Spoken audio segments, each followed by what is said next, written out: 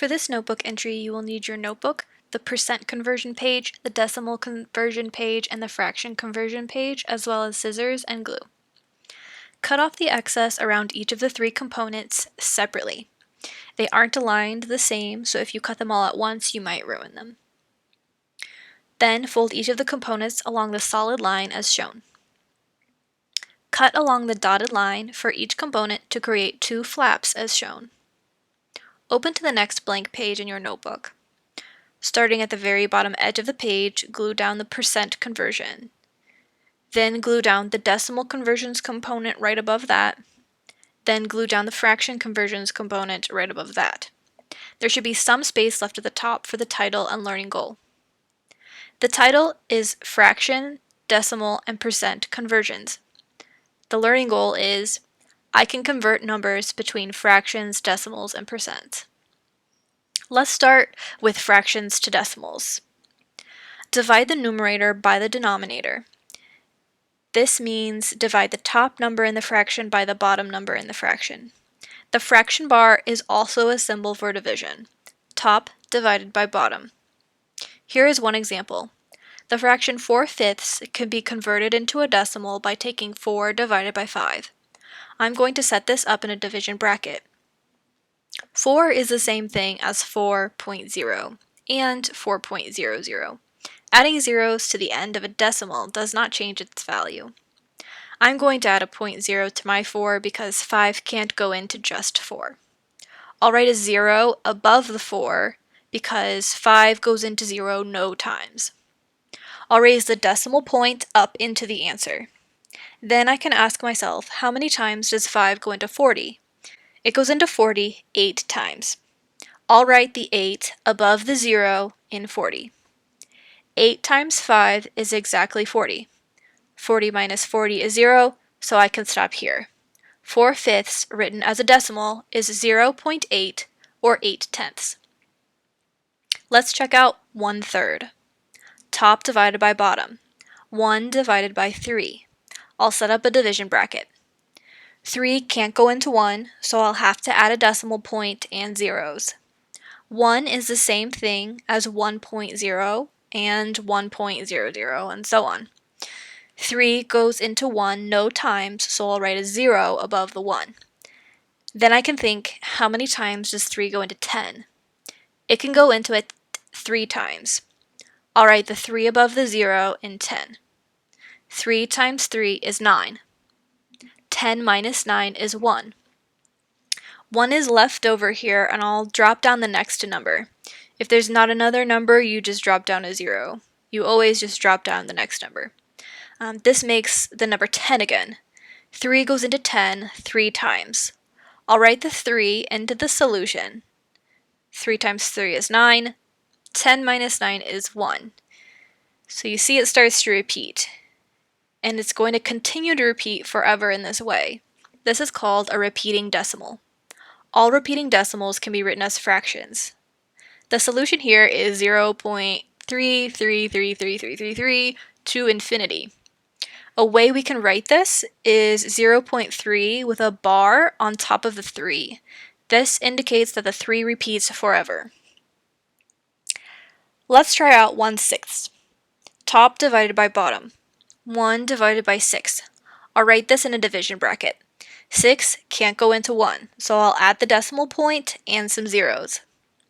6 goes into 1 no time, so I'll have to write the 0 above the 1. How many times does 6 go into 10? Just 1 time.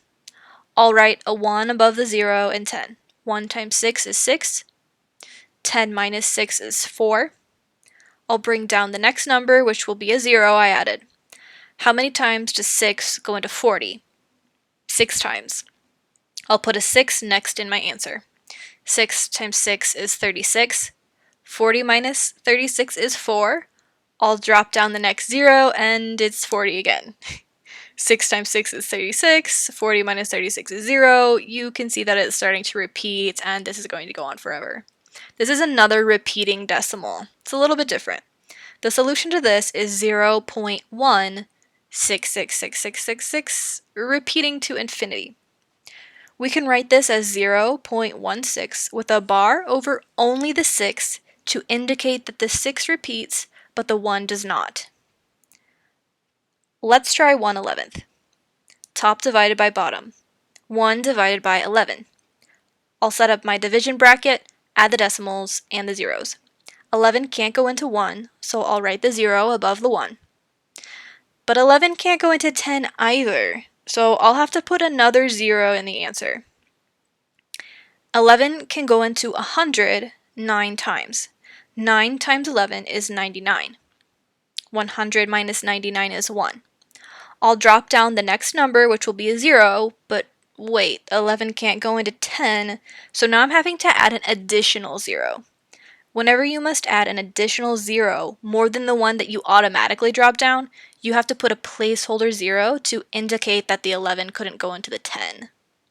11 goes into 100 9 times. 9 times 11 is 99. 100 minus 99 is 1. Okay, now you can see this one's going to start repeating forever and ever.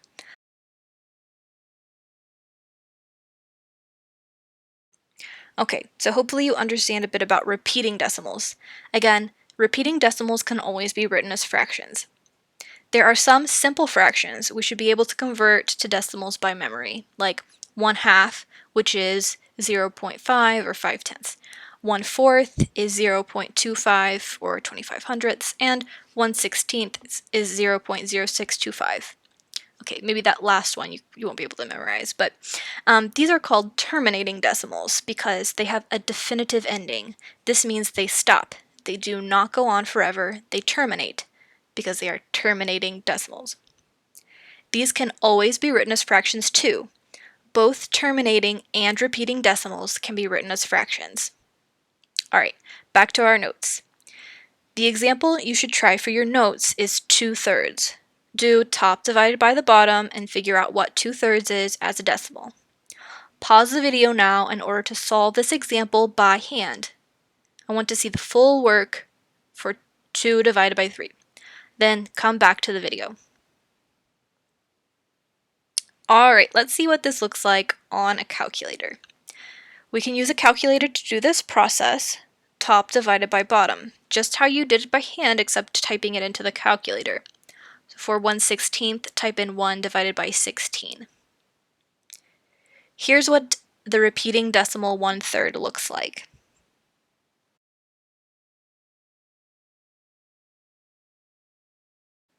Let's check out 1/11th.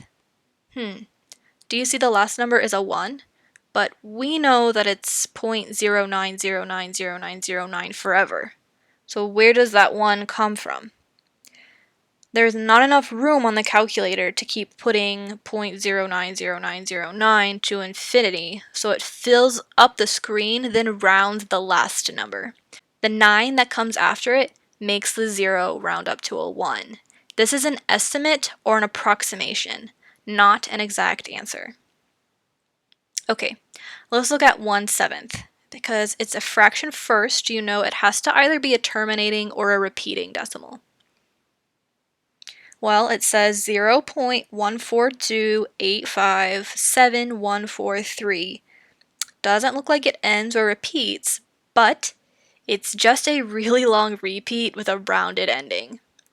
0.142857 repeating is what this solution is. There's almost not enough room on the screen to even see where it starts repeating. You see after this, it goes 143. That's the beginning of the sequence again. The 142, except the next number is an 8, and the 8 makes the 2 round up to a 3. That's why it says 143 instead of starting 142 again. It's still a repeating decimal, just a super weird one.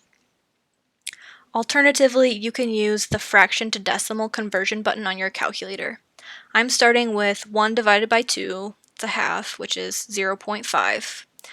To switch back to a fraction, I must hit the second key and then the PRB key. If you look closely, you see some text right above the PRB button that says F has some arrows pointing to a D. This means fraction to decimal and back. I promise that flap was the hardest and longest one. The rest will feel easy peasy compared to that. Let's move on to the fractions to percents flap. All you have to do is first convert the fraction to a decimal, as we just went over extensively. Then multiply by 100 or move that decimal point over 2 spaces to the right. 1/2 is 0.5. But wait, how do I move it 2 spaces to the right with only one number there, that 5? Remember, you can add zeros at the end of decimals and the number stays the same. So 0.5 is the exact same thing as 0.50. 2 spaces right, and you've got 50%, and that makes sense, right? A half is 50%. 1/4 is 0.25 as a decimal. Move that decimal point over 2 spaces to the right, and you've got 25%.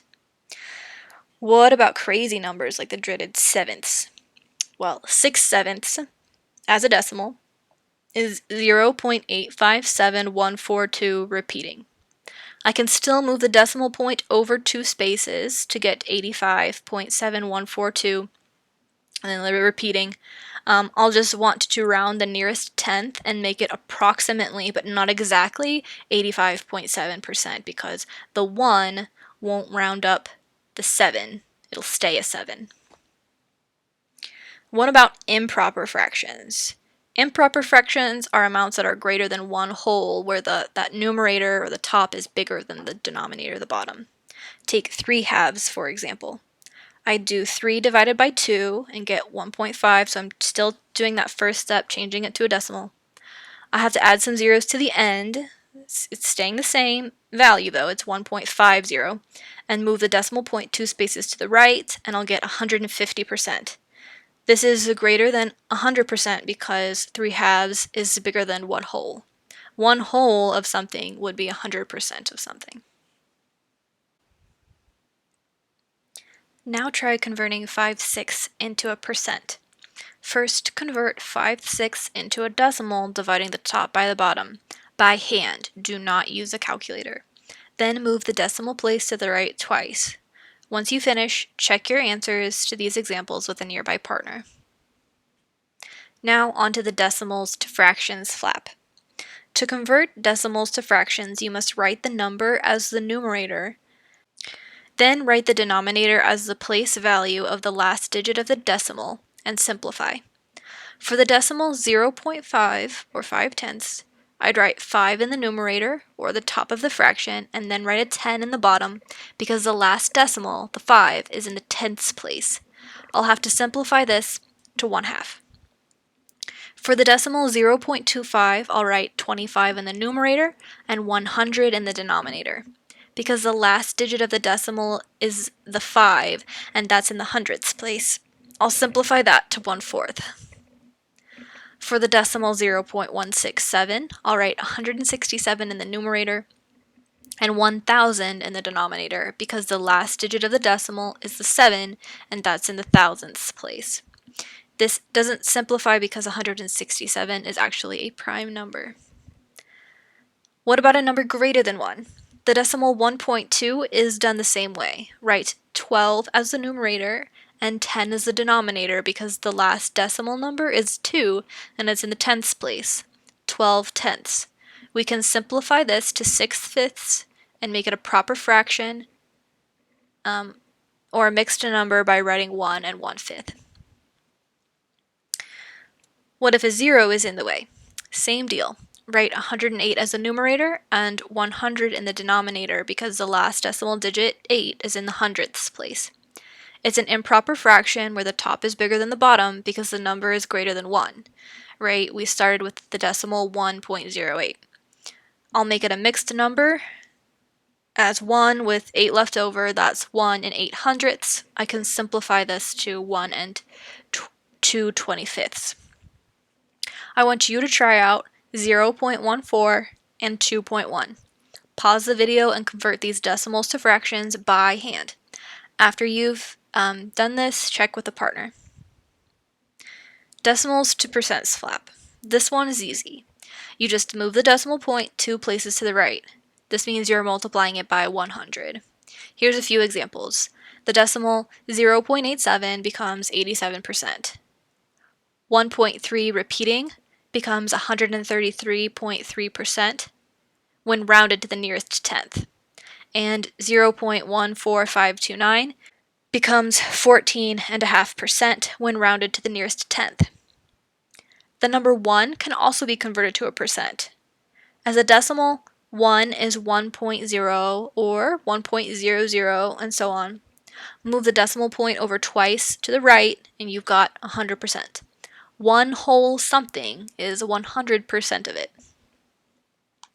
So 2 is 200% because two things is 200% of just one thing.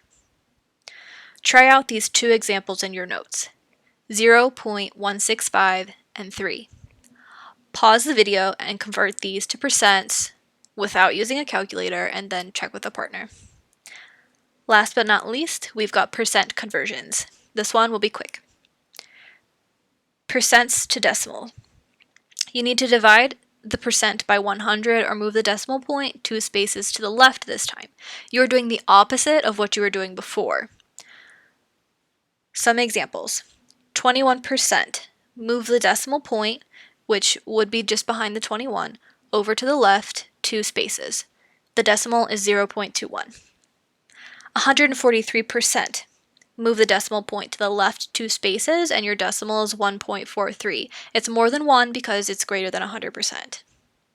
6%. Move the decimal point to the left 2 spaces, but there's only one number, the 6.